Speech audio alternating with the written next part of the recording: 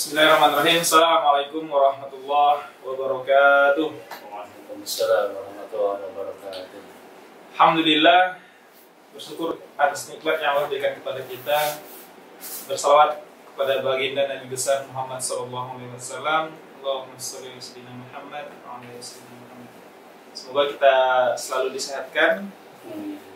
Semoga kita selalu dikuatkan untuk melakukan aktivitas kebaikan, dan kita dikuatkan untuk menjalankan ibadah selama di bulan Ramadan ini. Baik sahabat KNRP, sahabat Palestina, dan seluruh pecinta atau yang menyaksikan ngobrol inspiratif kita pada sore hari ini. Sebelum kita mulai ngobrol inspiratif, kami ingin menyampaikan dan mengajak kepada seluruh masyarakat Kepulauan Riau untuk bersama-sama kita berdonasi bagi saudara-saudara kita di Palestina dengan donasi berupa paket berbuka puasa Rp100.000, kemudian paket sembako Rp350.000, paket bingkisan lebaran Rp500.000, dan sedekah yang tidak ternilai nominalnya. Baik, pada sore ini kita kedatangan seseorang yang istimewa. Insyaallah kita bersama Kak Aam Sabarman, Kak ya? Oh ya. Ya gitu lah. Apa kabarnya, Kak? Alhamdulillah sehat. Bang Zul sehat juga ya? Sehat. Alhamdulillah. Salam corona. Oh, dalam corona nih, jadi karena sudah corona nih, jadi salamnya beda ya kan? Iya. Pakai pukul-pukulan. Alhamdulillah kabar beliau sehat. Aktivitas apa sekarang nih, Kak? Baik, alhamdulillahirabbil alamin. Allahumma sholli wa sallim ala rasulillah wa ala alihi wa sahbihi ajmain. Jadi alhamdulillah di puasa yang ke berapa nih? 17 ya? 16 ya. Allah Subhanahu wa taala masih memberikan kita kenikmatan, masih memberikan kita kesempatan jiwa dan raga, ya kan? Karena kalau jiwanya nggak beres, gila. Tapi kalau fisiknya saja yang yang beres, jiwanya nggak, maka berbahaya. Maka harus seimbang. Alhamdulillah ini sekarang Bang Zul kegiatan puasa, kemudian karena ini sedang corona, jadi kegiatan mengajarnya itu via daring gitu ceritanya. Tapi alhamdulillah beberapa jadwal terkait bercerita ya, alhamdulillah sudah ada beberapa yang alhamdulillah sedang mulai offline. Jadi ya mohon doanya juga para netizen atau warganet yang menyimak acara ini, kalian doakan ya, silakan ketik di komentar amin gitu dong. Nah, kemudian share juga sebanyak-banyaknya kan acara positif ini gitu Bang. Alhamdulillah. Alhamdulillah masih berjalan aktivitas. Alhamdulillah sedikit lah, alhamdulillah bisa bismillah kan. Aktivitas dongeng dan cerita juga masih lancar ya? Alhamdulillah untuk saat ini sih alhamdulillah bercerita dan sebagainya masih, walaupun ada juga yang beberapa juga sudah offline gitu ya, dan online juga masih kita jalankan seperti saat sekarang ini gitu sih. Online dan offline tetap berjalan. Ya, online dan offline tetap berjalan. Karena memang berbeda taste-nya ya, rasanya ketika online, tapi ada kurang dan lebihnya lah ya. Ketika online kita bisa menjangkau banyak masyarakat, kemudian offline juga ya mungkin dengan terbatasan protokol kesehatan itu lah. Itu ceritanya. Kalau diceritakan panjang juga nih, kayak. Betul. Nih kalau kami boleh sedikit tahu nih, nah kenapa sampai Kak Aam ini ibaratnya kan dakwahnya melalui dongeng gitu ya? Iya. Melalui bercerita, kemudian juga hobi dan pekerjaan, Kak ya? Iya, bisa jadi. Nah ini kenapa sampai bisa atau termotivasi seperti itu, Kak? Ya, jadi alhamdulillah ya. Jadi ketika kami memutuskan untuk masuk di dunia bercerita, ataupun kalau sekarang ada yang bilang dongeng, ada yang berkisah, karena memang salah satu segmen yang harus kita pikirkan adalah dunia anak-anak dan dunia remaja pada umumnya. Kenapa saya kemudian terjun untuk ke wilayah ini? Karena kalau tidak ada yang memikirkan generasi anak-anak, siapa lagi? Karena mereka lah yang nanti akan menentukan generasi kita, menentukan generasi estafet perjuangan selanjutnya. Lalu saya juga teringat nasihat beberapa ustadz kami bahwa belum tentu amal kebaikanmu itu diterima sisi Allah Subhanahu wa taala. Sementara amal kejahatan, kejelekan kita itu tercatat dengan rapi. Nah, ini memunculkan motivasi kalau umpamanya, ya semua sih enggak umpamanya, semua itu akan meninggal. Misalnya kita meninggalkan dalam waktunya, kita meninggal itu ingin meninggalkan sesuatu yang baik gitu ya, sesuatu yang baik yang itu ingin kami tanamkan kepada jiwa anak-anak. Salah satunya yang melalui bercerita itu, berkisah terutama. Karena konteksnya memang kalau dilihat secara kamus besar bahasa Indonesia itu dongeng cerita kisah itu mempunyai konteks yang berbeda. Walaupun memang kadang tujuannya sama. Dongeng itu adalah semua cerita yang fiksi gitu, fiksi yang kalau kita baca di kamus besar bahasa Indonesia itu sebuah cerita yang tidak ada tidak ada dasarnya gitu kan. Tetapi kisah beda lagi. Kalau kisah yang sedang kita coba untuk kampanyekan, kita kenalkan itu adalah memang betul salah satunya kisah-kisah dari Rasulullah SAW, para sahabat, dan di dalam Al-Quran dan hadis. Karena kita tahu sendiri endingnya Rasulullah SAW dan para sahabat itu kan sudah jelas dijamin surga gitu. Kalau kita kan masih wawalam nih, surga belum tentu, neraka wawalam. Makanya kampanye kita untuk membangun karakter anak bangsa dengan bercerita itu butuh banyak sinergi, banyak tangan di situ. Semoga nanti salah satunya dengan KNLP kita juga ingin membangun sinergi itu gitu, bahwa kelaklah anak saya itu juga besok akan meneruskan generasi kita. Ya tanya. Bisa bawa anak saya yang pertama, yang kedua ya tanya. Gitu. Jadi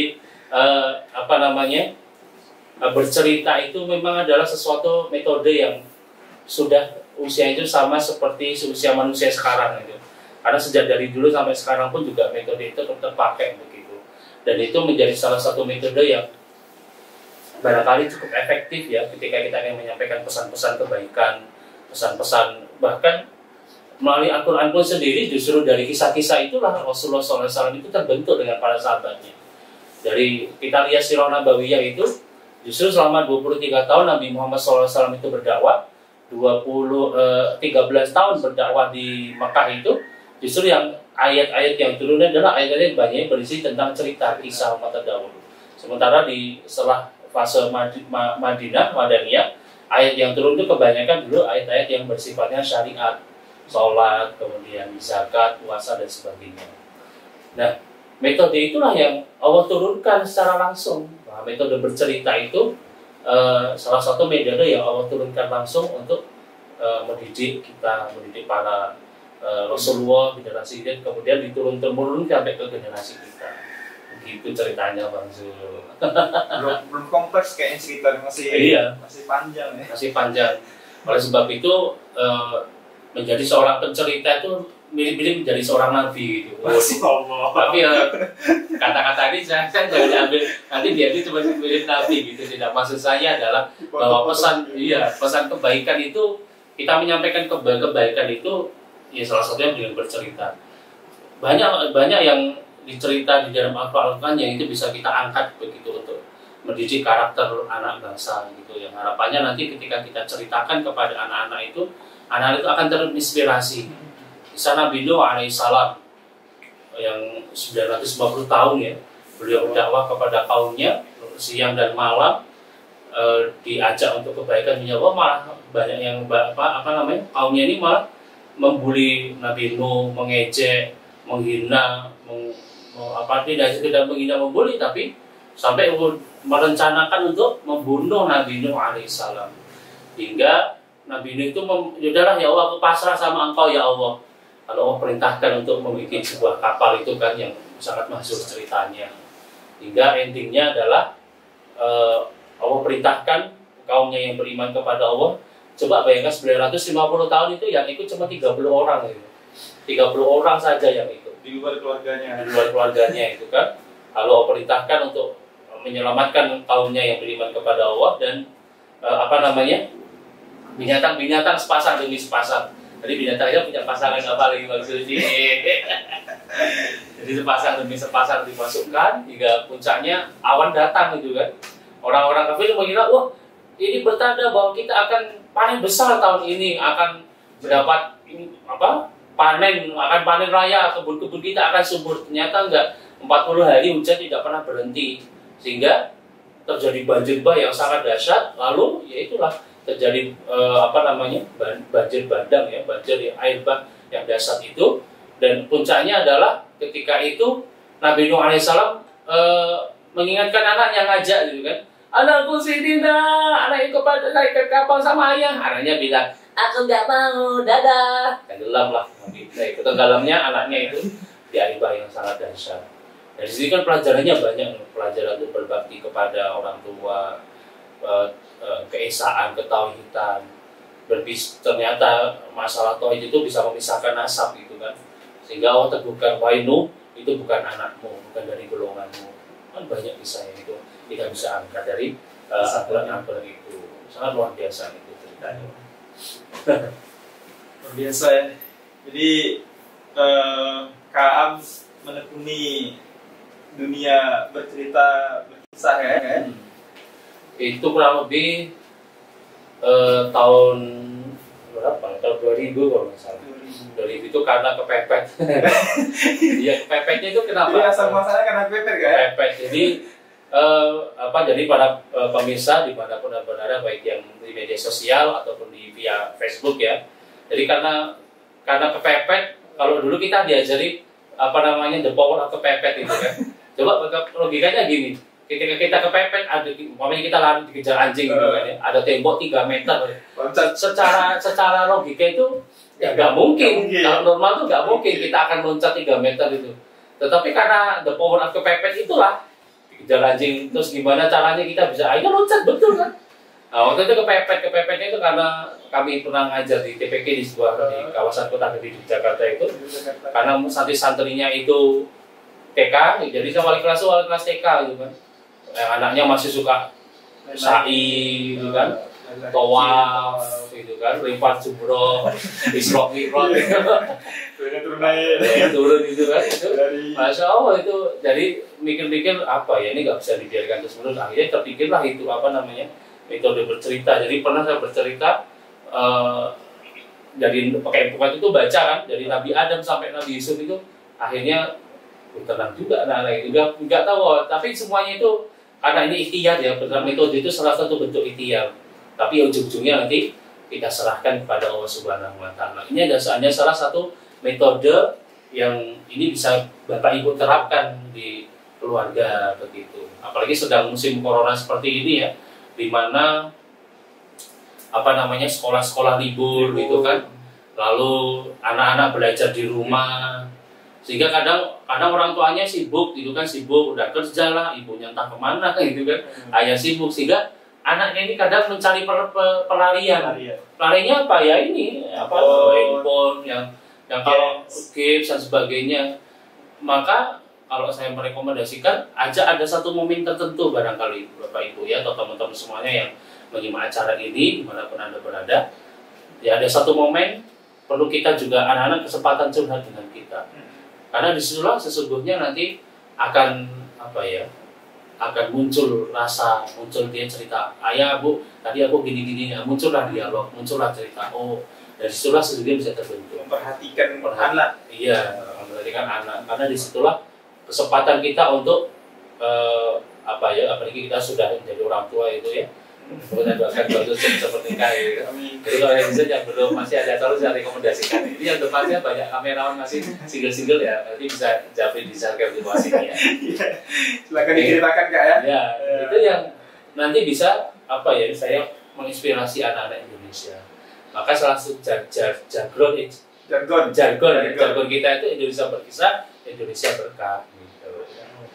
Ceritanya gitu Bang Zul. The power of kepepet. Akhirnya muncul ide ya. Ide untuk membuat satu metode berkisah, tapi berkisah atau bercerita kan nggak seperti biasanya kan ya. Artinya bagaimana untuk membuat peserta anak-anak TK, anak SD ini kan tertarik untuk mendengar kan. Kalau mau nonton nanti bisa sa'i lagi kan.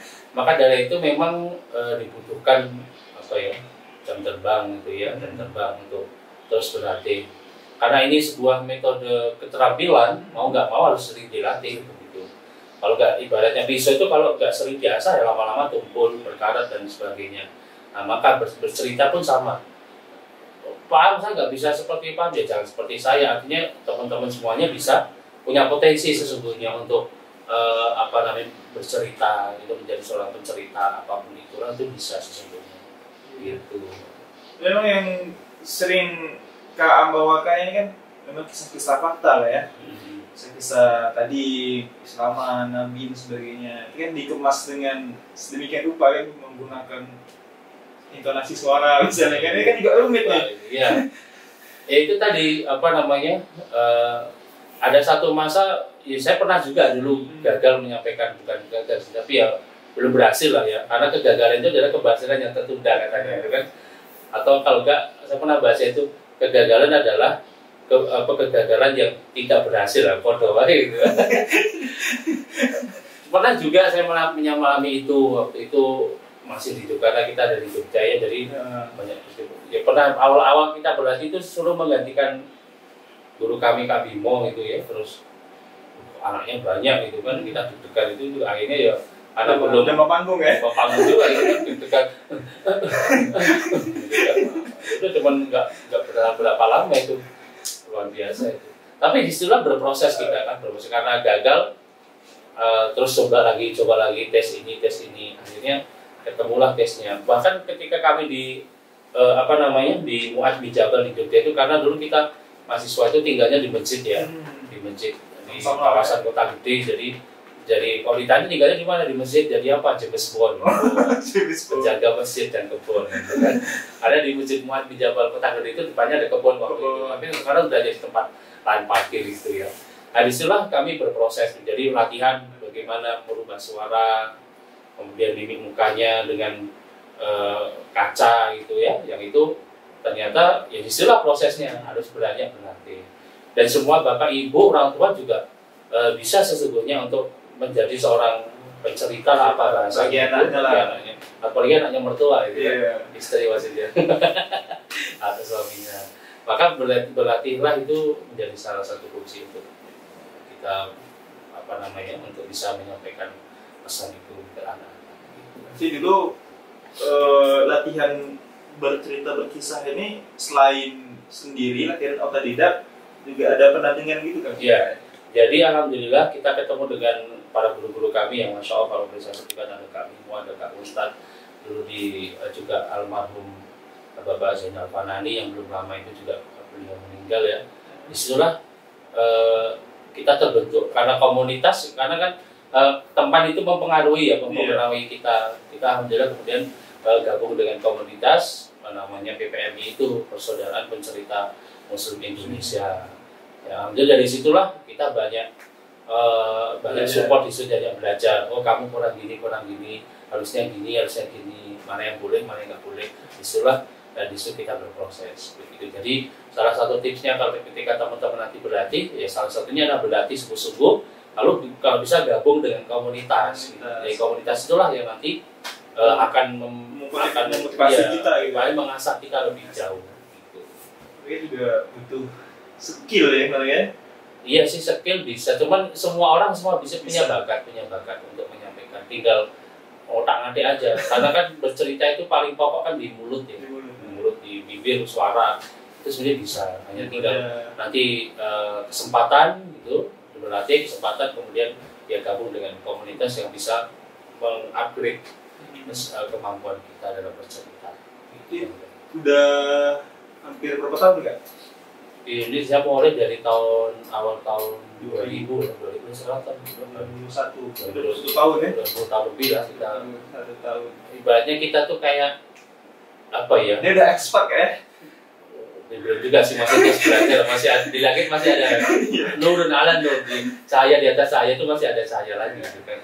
Tapi alhamdulillah ya, yang jelas kalau kita sudah bisa ketika kita berbagi itu, disitulah kemudian nanti bisa kita terasa lagi di situ. Dan alhamdulillah ya, karena salah satu berkat guru-guru kami yang dalam satu komunitas yang kadang mengarahkan kami gitu, yang mudah-mudahan untuk yuk ayo maju-maju dicoba gitu. Biasa, itu 1 tahun mengarungi kehidupan dalam masa berkisah ya. Bercerita. Karena kehidupannya kan juga penuh cerita dan kisah ya. Iya, berarti kan memang seperti itu. Iya. Jadi bahkan kalau kita bicara hazanah kebudayaan Indonesia, sesungguhnya juga banyak juga dari metode bercerita, mendongeng, kisah-kisah rakyat gitu ya, yang itu bisa kita angkat sesungguhnya untuk bisa bersama-sama untuk membangun generasi anak-anak Sebenarnya kan kalau kita kayak tadi kakak bilang bisa bercerita, ini kan yang paling menjadi PR besar adalah bagaimana mempertahankan apa ya anak-anak tadi, serta tadi untuk tetap enjoy, tetap mendengarkan apa yang kita omongkan gitu. Nah, makanya itu nanti ini Bang Zul. Jadi sebelum kita nanti mulai bercerita itu ada tahapannya. Pertama mengkondisikan dulu anak-anak. Lalu jangan memulai bercerita itu sebelum kita mengkondisikan anak-anak dulu. Jadi kondisikan dulu sebagaimana bisa kita lakukan, lalu kemudian baru kita sampaikan. Dan jangan lupa salah satu sihir yang magic ya selain kita doa sama Allah gitu ya. Doa yang sering salah satu doanya Nabi Musa alaihissalam kan, Rabbi shrah li sadri wa yassir li amri wahlul 'uqdatam min lisani yafqahu qawli, itu bisa diamalkan. Lalu jangan lupa siapkan hadiah. Nah, ini salah satu tips juga sesungguhnya untuk menarik perhatian anak itu. Baik, kakak akan bercerita. Yang paling rapi dapat hadiah umroh. Langsung ambil aja jika mampu. ada footnya tuh jika mampu. Nah, itu salah satu tips juga untuk menarik anak-anak untuk bisa ikut dengan kita. Lalu kemudian dari segi konten juga harus perlu diperhatikan. Kalau anak-anak TK barangkali sekitar 10 sampai 15 menit. Kalau agak tinggi, anak-anak SD mungkin 20 menitan. Kalau SMP, SMA sudah bisa agak fleksibel kita menyampaikan. Menyesuaikan dengan kondisi ya. Termasuk juga ya. Termasuk kalau nanti Bapak Ibu bisa para pemirsa semuanya ya dimanapun Anda berada, sahabat KNRP. Jadi Pak saya pengen mencoba untuk di rumah bisa minimal barangkali bacalah buku, nggak masalah baca buku, luangkan saja sekitar 10 menitan aja gabung bareng itu kan, itu menjadi satu momen yang itu bisa diciptakan di tengah-tengah keluarga gitu kan. Nah, sekarang butuh momen untuk kita bersama keluarga ya. Iya, apalagi kan kayak corona kan anak kembali ke keluarga ya, jangan sampai dengan alasan corona terus anak-anak bebas gitu, karena ya kayak di kampung saya itu di perumahan kadang kalau sudah Isya itu habis tarawih ngumpulnya bikin haloka malah dikir ya, dikirnya masih itu terjadi. Iya. Berarti di Bapak Ibu pemirsa semua bisa mencoba nih trik yang disampaikan Kak Am tadi. Iya. Berkisah bersama anak-anak di rumah, bercerita. Kondisikan anak-anak dulu ya? Iya, kondisikan. Kalau anaknya 1-2 ya itu mudah, gitu kan? Mudah. Yang penting waktu-waktu jangan terlalu malam juga. Ayah mau bercerita, tahu jam 12 udah terepar semua kan? Ya waktunya momennya disesuaikan lah ya di antara mungkin jam-jam kalau hari biasa barangkali jam 9, sebelum jam 9 gitu. Ya 10 menitan aja lah, nggak usah banyak-banyak ya. Jadi itu bisa mentransfer apa ya. Jadi yang namanya pendidikan itu kan kami cuma mentransfer ke knowledge saja, pengetahuan, tapi ada juga yang perlu mentransfer karakter yang perlu kita tanamkan ke dalam diri anak-anak. Gitu guys. Alhamdulillah. Sekarang pun bisa dicoba sebenarnya Bapak Ibu. Pemirsa semua bisa coba di rumah. Mungkin dalam momen-momen menjelang berbuka puasa sebelum bersama anak-anak. Dalam satu meja. Bisa juga menyampaikan pesan-pesan itu, kebaikan-kebaikan kepada anak-anak kita, sama anaknya mertua jangan lupa. Iya. Insyaallah. Oke. Jadi seperti itu sahabat Palestina, sahabat KNRP. Nah ini kedepannya gimana kayak mau berbuat apa nih? Atau ada cita-cita pengen anak Tanjung Pinang bisa seperti Kak mungkin? Ya Tanjung Pinang nggak harus seperti saya ya. Jadi minimal paling nggak just be yourself gitu, dari dirimu sendiri. Artinya kalau di Pinang itu kita sudah ada beberapa sih, cuman beberapa juga ibu-ibu yang gabung emak-emak gitu ya. Jadi yang bapak-bapaknya itu belum ada gitu. Bahkan kalau ada anak-anak milenial yang mau gabung, mau berlatih, nanti boleh deh nanti hubungi KNRP aja, nanti bisa kita kondisikan. Kalau nggak subscribe di sini ya. Yang mau silakan komen di situ ya. Mau kita misalkan berlatih bersama gitu untuk berlatih terkait dengan bercerita gitu. Alhamdulillah ada komunitas-komunitas yang sudah kita gabung, ada ya kita masuk KNRP, kemudian dulu bahkan waktu Pinang banjir kan kita sempat turun juga untuk bukan trauma healing ya, healing. Tetapi lebih kepada psikososial.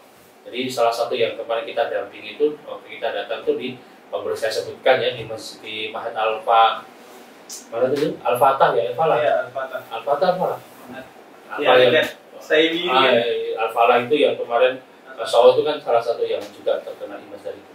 Nah, ketika kita menyampaikan dengan bercerita, kita berikan motivasi dan mereka sudah bisa tersentuh kayak ledakan, kayak apa ya, trauma apa bahasanya itu bisa loss, itu bisa hilang. Mengurangi stres juga. Ya, baik, seperti itu luar biasa. Ini kita perlu belajar nih Kak. Insya Allah ya, jadi yang mumpung kami masih di Tanjung Pinang ya, yang mau belajar boleh. Kemudian kalau mau main ke rumah juga boleh ya, di Geria Segaran Permai. Yang terpilih juga boleh ya? Kadang yang mau pesen kue juga boleh ya. Kue alik ya, sekalian promosi ya. Di Geria Segaran Permai, di dekat Korem itu, atau kalau mau ketemu ya boleh nanti di FB kami ada tuh nomor kontaknya itu. Kalau enggak hubungi kami aja. Baik, tadi saya kemarin saya menyapa beberapa teman-teman kami. Kalau ini nggak kelihatan layarnya ya, jadi kalau ada hadir saya menyapa murid-murid saya dulu yang dulu di SD saya gitu, di Jogja itu ada, kalau nggak salah nyimak ada Faisal, ada Winda, ada Zalfa, ada Onet. Itu kalau menyapa, kalau menyimak ya jangan lupa ya di share ya. Karena mereka dulu kecil-kecil ya, masih sekarang udah gede ya. Sekarang udah 1 meter, dulu setengah meteran gitu kan. Mereka udah gede gitu, udah pada ada yang mau kuliah, ada seluruh SMA gitu. Gitu. Dulu seringnya minta dipangku, kalau sekarang dipangku jangan. Nah digendong gitu. Oke. Biasa mungkin para pemirsa yang lain ya yang menyimak acara ini lah ya. Semoga nanti tajuknya itu apa, jargon ya, apa? Jargon. Susah banget ya. Jadi Tanjung Pinang berkisah, Tanjung Pinang bertuah. Oke. Quote ya, Tanjung Pinang berkisah, Tanjung Pinang bertuah. Alhamdulillah. Baik pemirsa, sahabat Palestina, itu tadi ngobrol singkat kita ya. Ngobrol singkat yang terasa juga hampir 1 jam. Semoga ini bisa menginspirasi dan amin. Semoga banyak yang mau belajar berkisah nih. Iya, karena kita butuh banyak kader, butuh banyak relawan yang kan nggak mungkin juga misalkan ada yang minta bercerita atau saya merubah kayak Naruto. Jadi gue bayangkan di sana sini kan nggak mungkin juga. Iya, tapi kalau ada yang mau, ya ada yang mau terpeduli, tergerak untuk relawan bergabung, itu kan banyak yang bisa kita garap tempat-tempat itu lah. Nah, barangkali itu Kak ya, ngobrol singkat kita pada sore hari ini. Kami ucapkan terima kasih kepada Kak Am Saberman, seorang kisah nasional ya. Ya, insya Allah. Di Tanjung Pinang juga sudah ada komunitas dan juga sudah ada teman-teman bersama Kak Am. Mungkin sahabat atau pemirsa semua yang pengen bergabung untuk bersama-sama belajar berkisah dan nanti akan turun langsung berkisah kepada adik-adik di TK, SD atau SMP, mungkin bisa menghubungi beliau atau komen di fanspage ya, ngobrol inspiratif ini. Baik, mungkin itu sebelum kami menutup ngobrol inspiratif, kembali kami mengingatkan kepada seluruh masyarakat dan seluruh netizen, pemirsa, untuk bersama-sama kita meluangkan rezeki kita, membantu saudara-saudara kita di Palestina. Semoga donasi yang diberikan Allah lipat gandakan dan Allah murahkan rezeki pemirsa semua. Amin. Mungkin itu yang dapat kami sampaikan, terlebih terkurang kami mohon maaf. Sekali lagi kami ucapkan terima kasih kepada Kak Am dan kepada pemirsa semua. Kami ucapkan terima kasih. Semoga bermanfaat dan semoga kita bisa berjumpa dengan waktu. Insya Allah. Amin.